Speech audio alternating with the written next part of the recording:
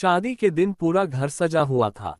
फूलों की खुशबू, ढोलक की थाप और रिश्तेदारों की हंसी से वातावरण गूंज रहा था। प्रिया की डोली जब ससुराल पहुंची तो सबकी नजरें उस पर टिक गईं।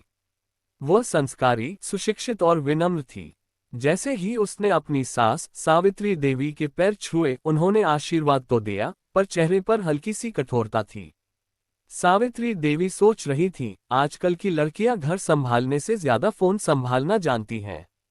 वहीं प्रिया मन में सोच रही थी, सास तो माँ जैसी होती हैं, बस मुझे थोड़ा वक्त देना होगा। अगली सुबह प्रिया जल्दी उठकर पूरे घर के लिए चाय और नाश्ता बनाती है।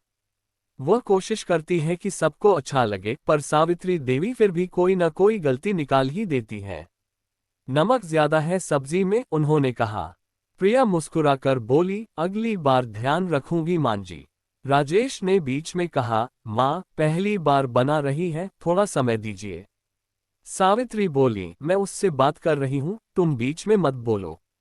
घर का माहौल कुछ पल के लिए भारी हो गया। धीरे धीरे दिन बीतते गए।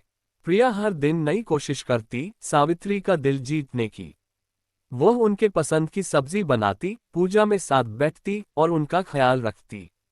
लेकिन सावित्री देवी का दिल अभी भी पूरी तरह नहीं पिघला था।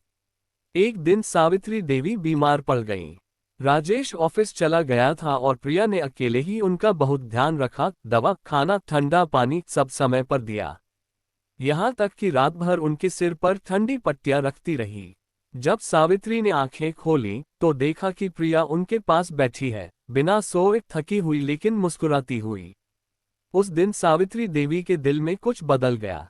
उन्होंने प्रिया का हाथ पकड़ा और कहा, बेटी, मैंने हमेशा तुम्हें परखने की कोशिश की, लेकिन आज समझी कि तुम तो सच्चे दिल से इस घर की बहू ही नहीं, मेरी बेटी भी हो। प्रिया की आंखों से आंसू बह निकले। उसने कहा, मां जी, मुझे हमेशा आपकी बेटी बनना था, आपकी बहू नहीं। उसके बाद से घर का माहौल बदल गया। सावित्री और प्रिया साथ में रसोई में हंसी मजाक करती, टीवी देखती और मंदिर जाती। दोनों का रिश्ता अब सास बहू नहीं, बल्कि माँ बेटी जैसा बन चुका था। कहानी का संदेश यही है, रिश्ता खून से नहीं, दिल से बनता है। अगर दोनों तरफ सच्चाई और सम्मान हो, तो हर सास माँ और हर बहू बेटी बन जाती है।